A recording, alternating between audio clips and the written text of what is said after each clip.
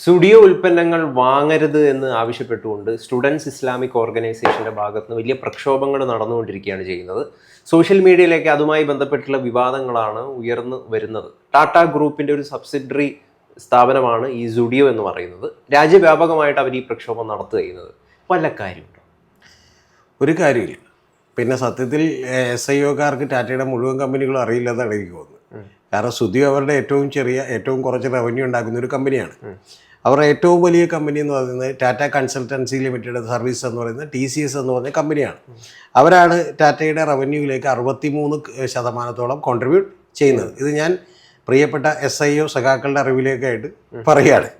ഇനി രണ്ടാമത്തെ കാര്യം, ഇത് പുതിയൊരു കാര്യമല്ല യഥാർത്ഥത്തിൽ. ഇപ്പോൾ ഗൗതം വിളിച്ച് ഈ ഒരു വിഷയം പറഞ്ഞാൽ പോലും ഞാൻ അമ്പരന്ന് പോയത് ഇതൊരു പുതിയൊരു കാര്യമല്ല. ഇതൊരു 6-7 മാസം മുമ്പ്, അതായത് സലാം എന്ന് പറയുന്ന ഒരു സംഘടന, ആ സംഘടനയുടെ ഒരു കുറിപ്പ് അഡ്വക്കേറ്റ് ജയശങ്കർ ഒരു തവണ വീഡിയോ ചെയ്തിരുന്നു. ഞാനത് ചെയ്ത് കണ്ടു കഴിഞ്ഞതിന് ശേഷം ഞാൻ അതിൻ്റെ ഡീറ്റെയിലിലേക്ക് പോയിരുന്നു. അപ്പോൾ 6-7 മാസം മുമ്പ് ഈ സലാം എന്ന് പറയുന്നത് ഒരു ഇൻഡോ പാക് സംഘടനയാണ്. എന്ന് പറഞ്ഞാൽ ഒരു സഖാക്കളും അതുപോലെ തന്നെ പ്രോ ഇസ്ലാമിക് മൂവ്മെൻറ്റുകളും അടങ്ങുന്ന ഒരു സംഘടനയായിരിക്കണം. അപ്പോൾ ആ സംഘടന ഈ ബോയ്ക്കോട്ട് ടാറ്റ എന്ന് പറഞ്ഞൊരു പ്രസ്താവന ഇറക്കിയിട്ടുണ്ട്. ആ പ്രസ്താവനയിൽ പറയുന്ന 1-2 കാര്യങ്ങൾ ഭയങ്കര രസകരമായിട്ടുള്ള കാര്യങ്ങളാണ്, അപകടകരമായ കാര്യങ്ങളാണ്. ഒന്ന്, ഈ രത്തൻ ടാറ്റയൊക്കെ മരിച്ചിരിക്കുന്ന ആ സമയമുണ്ടല്ലോ, ആ സമയത്താണ്, മരിച്ചു കഴിഞ്ഞിട്ടാണ് ഒരു ബഹിഷ്കരണത്തെക്കുറിച്ച് പറയുന്നത്. ആദ്യം തന്നെ ഒരു ശവസംസ്കാര ചടങ്ങ് ബഹിഷ്കരിക്കും എന്നാണ് ഞാൻ വിചാരിച്ചത്. അത് കുഴപ്പമില്ലല്ലോ, പിന്നെ ടാറ്റയ്ക്ക് പ്രശ്നമില്ല. അപ്പോൾ അത് കഴിഞ്ഞതിന് ശേഷം ഇവർ പറയുന്നത്, ആ പ്രസ്താവനയിൽ പറയുന്നത്, ഇതിൽ ഈ ഒന്ന് ടാറ്റ ബൂർഷ്വാസിയാണ്, ടാറ്റ ചൂഷകരാണ് ആണ്. അതുകൊണ്ട് അത് പിന്നെ സ്വാഭാവികമായിട്ടും ആദിവാസി വിഭാഗങ്ങളൊക്കെ ഇല്ലാതാക്കി.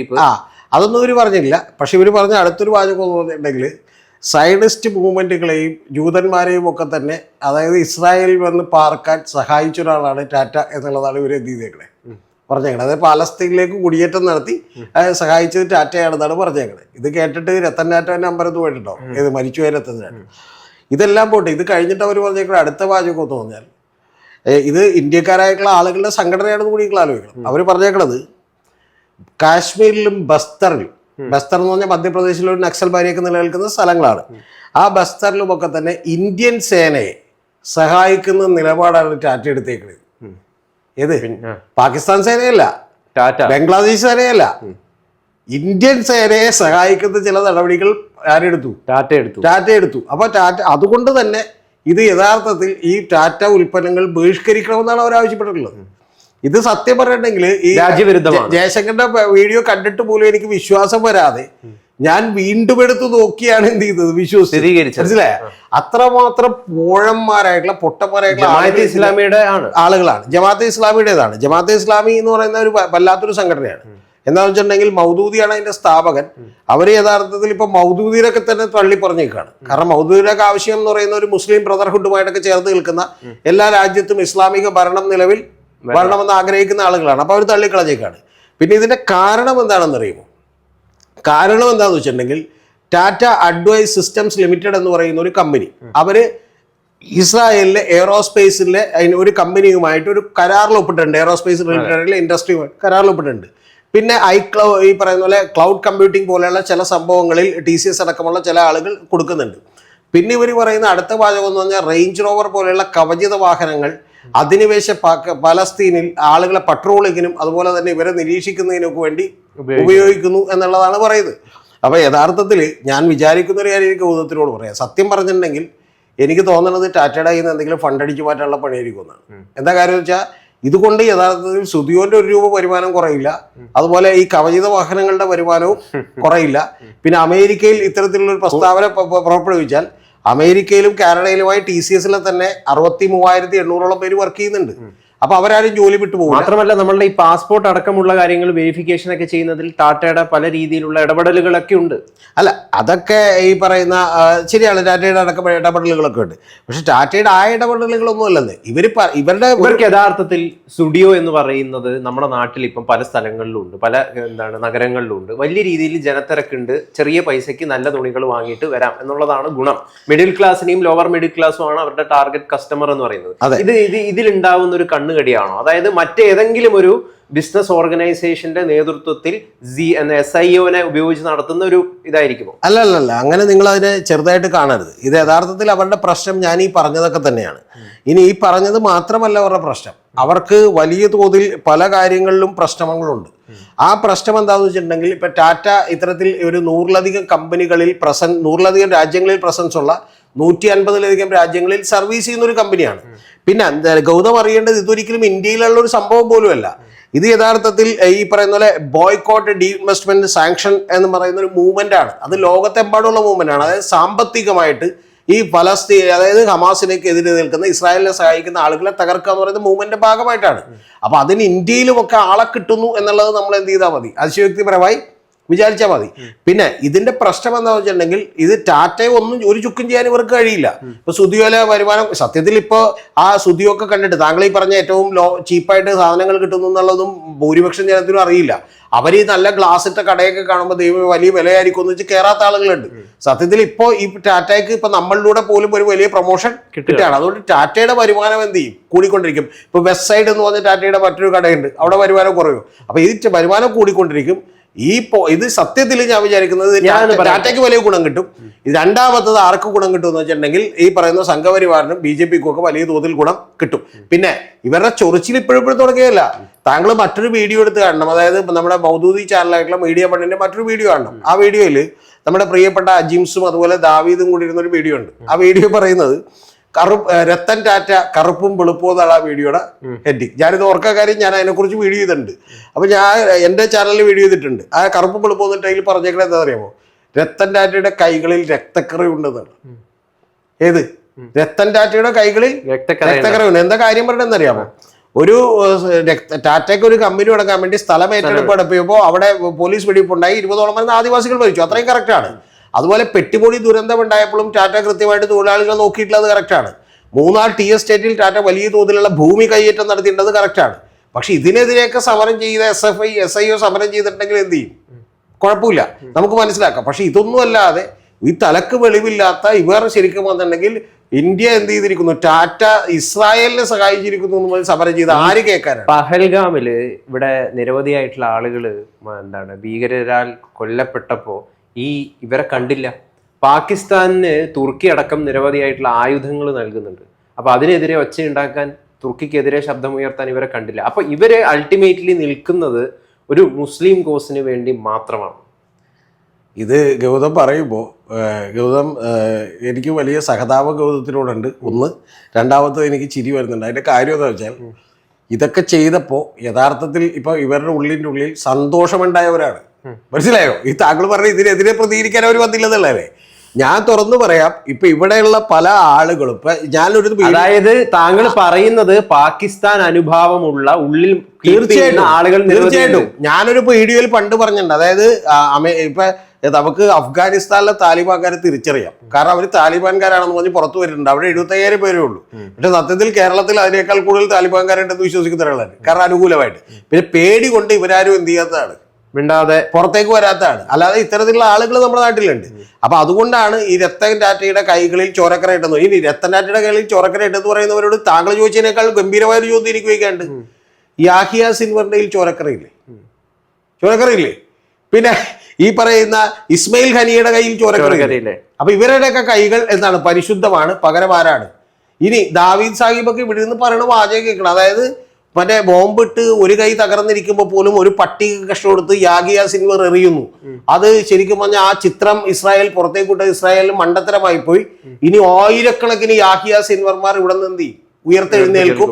കാരണം അത് വളരെ ആവേശകരമായ ഒരു പോരാട്ടമാണ് എന്നൊക്കെ പറയുന്നത് എന്തുണ്ട്, ആളുകളുണ്ട്. പിന്നെ ഈ പോരാട്ടം നടത്തുന്നത് എങ്ങനെയാണെന്നറിയാമോ? ഈ ഇസ്മായിൽ ഖാനിയൊക്കെ മറ്റേ മകൻ 6 കോടി രൂപയുടെ റോൾസ് റോയ്സ് സഞ്ചരിക്കുകയും മറ്റേ ഖത്തറിൽ വന്ന് ഫുട്ബോൾ കളിക്കുകയും അവിടെ പാവപ്പെട്ടവരെ കുരുതി കൊടുക്കുകയും ചെയ്യുന്ന പടിയാണ് ഇവർ ചെയ്തുകൊണ്ടിരിക്കുന്നത്. പിന്നെ ഇവരൊക്കെ എന്ത് ചെയ്യുന്നുണ്ട്, കൊല്ലപ്പെടുന്നുണ്ട്. അത് തൊട്ടപ്പുറത്ത് നിൽക്കുന്ന ഇസ്രായേൽ ആയതുകൊണ്ടാണ്. അപ്പൊ അതുകൊണ്ട് ഇതൊക്കെ ചെയ്യുന്ന ആളുകളുടെ ചെറിയൊരു ശതമാനത്തോളം ഇന്ത്യയിലുണ്ട്. പിന്നെ ഒരു കാര്യം കൂടി പറയാം, ഞാൻ അങ്ങനെ ഇതുമായി ബന്ധപ്പെട്ട് ഞാനൊരു കാര്യം ചോദിക്കാം. ഇസ്രായേൽ നടത്തുന്നത് ഒരു വംശഹത്യയാണെന്ന് അങ്ങേക്ക് അഭിപ്രായം? അല്ല, ഇസ്രായേല് ഇപ്പൊ ഞാൻ വളരെ കൃത്യമായിട്ട് അത് പറയാം. ഞാൻ ഹമാസിനെ അനുകൂലിക്കുന്നില്ല, പക്ഷെ ഞാൻ ഫലസ്തീനെ അനുകൂലിക്കുന്നു. എന്ന് പറഞ്ഞാൽ വളരെ കൃത്യമായി ഞാൻ പറയാം. ഇസ്രായേൽ എന്ന് പറയുന്ന രാജ്യം, നിങ്ങൾ ഇതിനെക്കുറിച്ച് വളരെ ഡീറ്റെയിൽ ആണ്. ഇപ്പം ശരിക്കും പറഞ്ഞാൽ CP ജോണിന് ഒരു തവണ ഞാൻ ഇന്റർവ്യൂ ചെയ്തപ്പോൾ അദ്ദേഹം പറയണ്ടേ, പശ്ചിമേഷ്യയുടെ നെഞ്ചിൽ അമേരിക്ക കുത്തിയ കഠാരയാണ് ഇസ്രായേൽ എന്നൊക്കെ എന്ത് ചെയ്തു, ഗംഭീരമായി പറഞ്ഞു. സംഭവം എന്താണെന്ന് വെച്ചാൽ അവിടെ യഥാർത്ഥത്തിൽ നമ്മൾ ചരിത്രാതീത കാലം മുതൽ എടുത്തു നോക്കിയാൽ അവിടെയുള്ള പലസ്തീനികൾ ശരിക്കും പറഞ്ഞാൽ അവർക്ക് അവരുടെ രാജ്യം അല്ലാതാവുകയും അവിടത്തേക്ക് കുടിയേറി പാർത്തിട്ടുള്ള ജൂതന്മാർക്ക് അവരുടെ രാജ്യമായി തീരുകയും ചെയ്തു. പക്ഷെ അങ്ങനെ ആയി തീർന്നതിന് ശേഷം ഇനി അവിടെ ആകെയുള്ളതെന്ന് പറഞ്ഞാൽ 2 സ്റ്റേറ്റ് സൊല്യൂഷൻ ആണ്. ആ 2 സ്റ്റേറ്റ് സൊല്യൂഷന്റെ ഭാഗമായിട്ട് ഇപ്പൊ ഇയർ ലാപ്പിഡ് എന്ന് പറയുന്ന അവരുടെ ഒരു പ്രധാനമന്ത്രി, അപ്പൊ അദ്ദേഹം അവിടെ രാഷ്ട്രീയ നേതാവ് തന്നെയാണ്, എനിക്കുള്ള പ്രതിപക്ഷ നേതാവാണ്. അദ്ദേഹം ഐക്യരാഷ്ട്രസഭയിൽ നടത്തിയ ഒരു ഗംഭീര പ്രസംഗമുണ്ട്. ഞാനതായിട്ട് ട്രാൻസ്ലേറ്റ് ചെയ്ത് വീഡിയോ ചെയ്തിരുന്നു. അദ്ദേഹം പറയുന്നത്, ഇന്ന് നിങ്ങൾ ഒരു ഒറ്റ ഉറപ്പ് തന്നാൽ ഞങ്ങൾ എല്ലാ യുദ്ധവും അവസാനിപ്പിക്കാം. എങ്ങനെ? ഞങ്ങളുടെ കുട്ടികൾക്ക് ഭയമില്ലാതെ കിടന്നുറങ്ങാൻ കഴിയണം. നിങ്ങൾ അതിർത്തിക്കപ്പുറത്ത് നിന്ന് ഞങ്ങളുടെ വീടുകളിലേക്ക് മിസൈൽ അയക്കരുത്. അദ്ദേഹത്തിന്റെ കുട്ടി മെന്റലി അസുഖമുള്ള റിട്ടയർഡ് ആയിട്ടുള്ള കുട്ടിയാണ്. അപ്പൊ ആ കുട്ടിയും എടുത്ത് അവരുടെ ബങ്കറുകളിലേക്ക് അവർ താഴേക്ക് ഓടിപ്പോകുമ്പോൾ അദ്ദേഹത്തോട് ആ കുട്ടി ചോദിക്കുമെന്നാണ് പറയുന്നത്, എന്തിനാണ് പപ്പ നമ്മളെ അവർ കൊല്ലുന്നത് എന്ന് ചോദിക്കും എന്ന് പറഞ്ഞു. അപ്പൊ അതിന് അദ്ദേഹത്തിന് ഇതുവരെ മറുപടി കിട്ടിയിട്ടില്ല എന്നുള്ളതാണ്. തീർച്ചയായിട്ടും പഴയ കാലത്ത് ഇസ്രായേൽ എന്ന് പറയുന്നത് അത് ബ്രിട്ടനൊക്കെ ചെയ്തൊരു ചതിയാണ്. ഇപ്പൊ നമ്മൾ അതിലേക്ക് പോകുന്നില്ല. അത്തരത്തിലുള്ള ചതിയുടെ ഭാഗമായിട്ട് ഈ പറയുന്ന പോലെ ബ്രിട്ടൻ എല്ലാവർക്കും സ്ഥലം കൊടുക്കാന്ന് പറഞ്ഞു. ബ്രിട്ടൻ എല്ലാ സ്ഥലത്തും അത്തരത്തിലുള്ള ചതികൾ ചെയ്തിട്ടുണ്ട്. അപ്പൊ അതിന് ചതിയുടെ ഭാഗമായിട്ടാണ് ഇസ്രായേലിൽ ജൂതന്മാരൊക്കെ അങ്ങോട്ട് വരുന്നത്. പക്ഷെ പ്രശ്നം ഇനി അതിനുള്ള സൊല്യൂഷൻ എന്ന് പറയുന്നത് ഇപ്പൊ ഹമാസ് ചെയ്യുന്ന പോലൊരു സൊല്യൂഷൻ അല്ല. അവിടെയുള്ള മഹാഭൂരിപക്ഷം വരുന്ന ആളുകൾക്കും കുട്ടികൾക്കൊന്നും ഇതിനോടൊരു അനുഭവവും ഉണ്ടെന്ന് ഞാൻ വിചാരിക്കുന്നില്ല. അവർ അങ്ങേയറ്റം ദുരിതത്തിലാണ്. അതുകൊണ്ട് തീർച്ചയായിട്ടും ഈ പറയുന്ന ഹമാസ് എന്ന് പറയുന്ന ആളുകളുടെ നേതൃത്വത്തിലേക്ക് ആ ജനത മാറിയതാണ് ആ ജനതയുടെ ഏറ്റവും വലിയ കുഴപ്പം. ഇനി താങ്കളോടൊരു കാര്യം പറയാം. PLO ഉണ്ടായിരുന്നപ്പോൾ, യാസർ അറാഫത്ത് ഉണ്ടായിരുന്നപ്പോൾ ഇന്ത്യ അടക്കം എല്ലാവരും പലസ്തീനെ അനുകൂലിച്ചായിരുന്നു. അപ്പൊ ഇത് പിന്നെ ഇനി അടുത്തൊരു ഒരു വാചകം കൂടി പറയാം. ഇപ്പൊ യഹിയ സിൻവർ കഴിഞ്ഞോട് പറഞ്ഞ വാചകം എന്താണ്? ഇസ്രായേൽ ഒരു തുടക്കം മാത്രമാണെന്നാണ്. ഇസ്രായേൽ ഒരു തുടക്കം മാത്രമാണ്, ഞങ്ങൾ ലോകം മുഴുവൻ ഇസ്ലാമിക് സ്റ്റേറ്റ് കൊണ്ടുവരുമെന്നാണ്. ഇതേപോലെയുള്ള ശുംഭന്മാരെയൊക്കെ വെച്ച് ഒരു സമരവും പലസ്തീൻ ജനത നയിക്കരുത്. പലസ്തീന്റെ കോസ് കൃത്യമായിട്ടും ന്യായമായിട്ടുള്ള ഒരു കോസാണ്. പക്ഷെ അവരെ എല്ലാ കാലത്തും ഇത്തരത്തിലുള്ള തെറ്റായ നേതാക്കന്മാരുടെ തടവറയിലേക്ക് പെട്ടുപോയിട്ടുണ്ട് യാസർ അറാഫത്തിന് ശേഷം. അതാണ് 2 സ്റ്റേറ്റ് തിയറി അംഗീകരിക്കാത്തതും പലസ്തീൻ തന്നെയാണല്ലോ. അതെ, അതാണ് അതിന്റെ പ്രശ്നം. 2 സ്റ്റേറ്റ് തിയറി അംഗീകരിച്ചു. നമ്മളിപ്പോ ഒക്കെ ശരി, ഇനി മറ്റേ ഇസ്രായേലിലുള്ള ആളുകളെയൊക്കെ കൂടി തടുത്തു കൂട്ടിയിട്ട് മറ്റേ കടലിൽ കൂടെ കളയാനൊന്നും പറ്റൂലല്ലോ.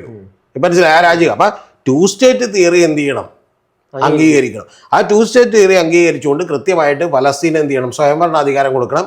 അങ്ങോട്ട് ഒരു കാരണവശാലും പിന്നെ ഒരു അതിക്രമം ഉണ്ടാവില്ല, അല്ലെങ്കിൽ അതിനുശേഷം ഉണ്ടാവില്ല എന്നുള്ള 101% ഉറപ്പ് എന്ത് ചെയ്യണം? ഇസ്രായേലിന്റെ ഭാഗത്തുനിന്ന് കൂടി കൊടുക്കണം.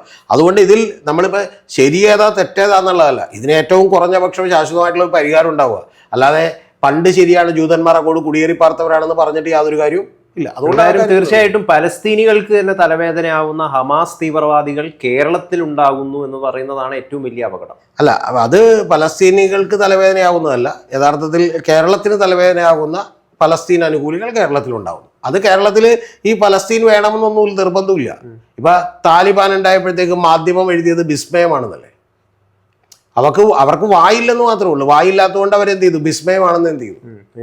എഴുതി. മറ്റേ വിസ്മയ തുമ്പത്തിരിക്കുകയാണെന്ന് എഴുതിയാരി താലിബാൻ. അപ്പൊ അതുപോലെയുള്ള പല നറേറ്റീവ്സും ഇവിടെ എന്ത് ചെയ്യുന്നുണ്ട്, ഉണ്ടാവുന്നുണ്ട്. പിന്നെ നമ്മുടേത് കുറച്ചുകൂടി വിശാലമായ ഒരു രാജ്യമാണ്. ഇതൊക്കെ പിന്നെ ഒരു കാര്യം കൂടി പറയട്ടെ, ഇതിനെയൊക്കെ തന്നെ ദേശദ്രോഹികളാണ് എന്ന് പറഞ്ഞ് മുദ്ര കുത്തി ഇപ്പം ഒരു ബോയ്ക്കോട്ട് ക്യാമ്പയിനെ ഒന്നും അറ്റാക്ക് ചെയ്യുന്നതിനോട് ഞാൻ യോജിക്കുന്നില്ല. കാരണം ഇതിനെതിരെ ഇപ്പം ഓക്കെ, അവർക്ക് ബോയ്ക്കോട്ട് എന്ന് പറയുന്ന ഒരു സമരമുറ അവലംബിക്കാനായിട്ടുള്ള എല്ലാ സ്വാതന്ത്ര്യവും നാട്ടിലുണ്ട്. അപ്പൊ അതുകൊണ്ട് അത് തെറ്റാണ് എന്ന് പറയുകയും അതിനൊരു ശക്തിയുക്തം എന്ത് ചെയ്യുകയും വേണം, പോരാടുകയും വേണം. BJP പോലും ഇപ്പൊ അങ്ങനെ പറഞ്ഞിട്ടില്ല. പക്ഷെ സംഘപരിവാർ ഹാൻഡിലുകളൊക്കെ തന്നെ ഇത് എന്താണ്, എന്തെങ്കിലും ഉണ്ടെങ്കിൽ ഉടനെ തന്നെ ദേശദ്രോഹമാണ് എന്ന് പറഞ്ഞാൽ യഥാർത്ഥ ദേശദ്രോഹം പോലും എന്ത് ചെയ്യാതെ പോകും, അഡ്രസ് ചെയ്യപ്പെടാതെ. ഇപ്പൊ ടാറ്റയാണോ ദേശം എന്നുള്ള കാര്യത്തിലേക്ക് എന്ത് ചെയ്യും, ചോദ്യം വരും. അതുകൊണ്ട് ഇത് അങ്ങേയറ്റം തെറ്റായ പ്രവണതയാണ്. പിന്നെ ഇത്തരം കുത്തിത്തിരിപ്പുകളിലൂടെയാണ് SIOയും ഇവരുടെ യൂത്ത് ഫ്രണ്ടാണ് മറ്റേ ഹമാസിന്റെ നേതാവിനെ ഇവിടെ കൊണ്ടുവന്ന് മറ്റേ വീഡിയോ പ്രസംഗിപ്പിച്ചത്. അപ്പൊ അത്തരത്തിലുള്ള കുത്തിത്തിരിപ്പുകൾക്ക് ജമാഅത്തെ ഇസ്ലാമിയുടെ ഒക്കെ നേതാക്കളാണ്.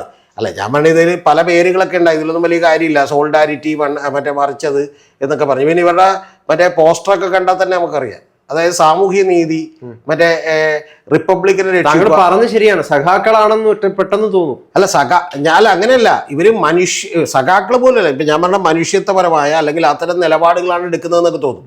പിന്നെ താങ്കൾ പറഞ്ഞതിൽ ഒരു തെറ്റുണ്ട്. ഇപ്പോ CPM-ന്റെ ഔദ്യോഗിക നിലപാട് ഇതല്ലാട്ട.